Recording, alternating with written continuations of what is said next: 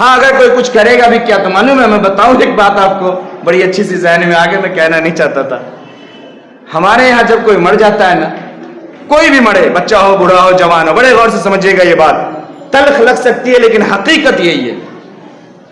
اب اگر وہ مر گیا ہے نا، اس کی ٹوٹی ہوئی چپل ہے یا پہنا ہوا جوتا ہے، وہ فلانا غریب کو دے دو. بات سمجھ میں آ رہی ہے؟ کپڑا اتار کے رکھے ہوا ہے پہن کر کے، فلانا غریب کو دے دو. اچھا اس کا جو بکسا میں پورا سیٹ نیا نیا رکھا ہوا ہے وہ غریب کے لیے نہیں ہے، اور وہ نیا نیا سیٹ نکال کے کسی غریب کو دے دیں گے آپ، یا کسی غریب کی مدد کر دیں گے تو اس مرحوم کو یا مرحومہ کو ثواب نہیں ملے گا. نہیں سمجھ میں آ رہی بات؟ بڑا والا موبائل ہے، بڑا والا لیپ ٹاپ ہے، اور بڑی والی اسکرین ہے، لاکھوں لاکھ کا زیور ہے، یہ سب اپنا. اور پھٹی ہوئی ساڑی، پھٹا ہوا سوٹ، پرانے کپڑے، پرانی چیزیں مسجد والے کو دے دو، مدرسے والے کو دے دو، غریب کو دے دو، مسکین کو دے دو. یہ ہماری حیثیت اور ہماری اوقات ہے جو ہمارے ساتھ ہمارے بعد کے لوگ کرتے ہیں. اب دیکھو ایک آدمی کوئی اگر مرتا ہے نا، فوری طور پہ اتنے کا مالک ہوتا ہے کہ اگر اس کے مرحومہ چاہیں تو اس کے قبر کے لیے اور آخرت کے لیے اچھا خاصا انتظام کر سکتے ہیں. لیکن ساری قیمتی چیزوں میں پھر بہانہ آ جاتا، لوجک آ جاتی ہے. کسی شوہر سے آپ نے سنا آج تک کہ اس کی بیوی مری ہے، 5 لاکھ روپے کا زیور لے کر کے اس نے نکال کے دے دیا ہو مسجد میں، یا دے دیا ہو مدرسے میں، یا اس نے کہا ہو کہ کون غریب اس محلے میں ہے جس کی شادی ہونے والی ہے، اس لڑکی کے تمام زیورات میں دے رہا ہوں، کسی اچھے گھر میں اس کا نکاح کر دے. کھڑا ہو جائے کوئی، کر لیجیے آپ پورے محلے میں سروے. تو یہ اس بیوی سے محبت ہے ہماری. پھٹا پرانا بٹوا دو، مدرسے میں بھجوا دو، مولوی صاحب کو دے دو، ہم دعا کرتے رہیں گے پھٹا پرانا لے کر کے، اور یہ ساری قیمتی چیزیں آپ کے بکسے میں رہے.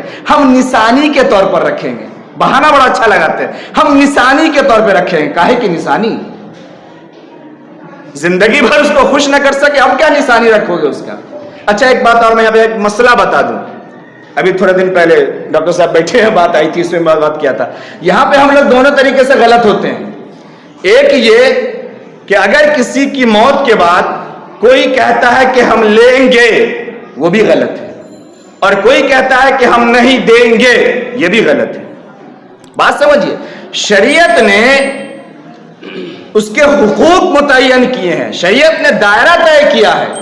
ماں مری ہے، باپ ہے، بہن ہے، بھائی ہے، پھوپھا ہے، رشتہ دار ہے، بیوی ہے، شوہر ہے، کوئی بھی ہے، اس کو شرعی طور پہ تمام چیزوں کو سامنے رکھیے اور پھر اس کو لکھت میں دیجیے سامنے، اور اس کا حساب کرائیے کہ کس کا کتنا حق بنتا ہے.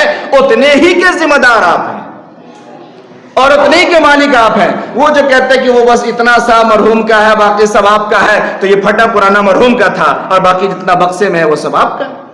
اب سوچیے، یا ہم یہ کیا کہتے ہیں کہ جو جانے والا چلا گیا وہ مرحوم عن الخطا تھا، اب ہماری کوئی ذمہ داری نہیں. بہرحال اگر ہم کچھ کر سکتے ہیں کسی کے لیے تو اپنے کریم سے کریں، کریم سے. یہ پھٹے پڑانے سے کام نہیں چلنے والا، ورنہ ہماری جو نسلیں ہیں نا، اور ہم جو اپنے بات کے لیے پیغام چھوڑ کے جا رہے ہیں، پھر وہ یہ پھٹا پرانا بھی نہیں. چونکہ ابھی ہم دیکھ رہے ہیں کہ پھٹا پرانا بھی کام نہیں آ رہا ہے. اب وہ پھٹا پرانا بھی لوگ اٹھا کے جھولے میں بھر کے ندی نالوں میں پھینک رہے ہیں. اب کون پھٹا پرانا پہننے والا ہے؟ اس لیے کسی کی قیمتی چیز اگر آپ کے پاس ہے اور واقعتاً اگر آپ کو اپنی اولاد سے، اپنے گھر کے لوگوں سے، اپنے مرحوم سے، اپنی مرحومہ سے محبت ہے تو ان قیمتی چیزوں کو ان کے نام سے صحیح جگہ پر لگائیے اور ان کا انتظام کرائیے.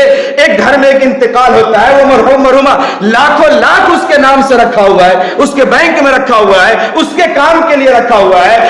مقدر میں اس کا وہ کام ہونا نہیں تھا، اللہ نے پہلے بلا لیا. اب تک کم سے کم ہم اس کے نام سے اس رقم کو لگا دیں اور انتظام کر دیں، جہاں ضرورت ہے وہاں خرچ کر دیں.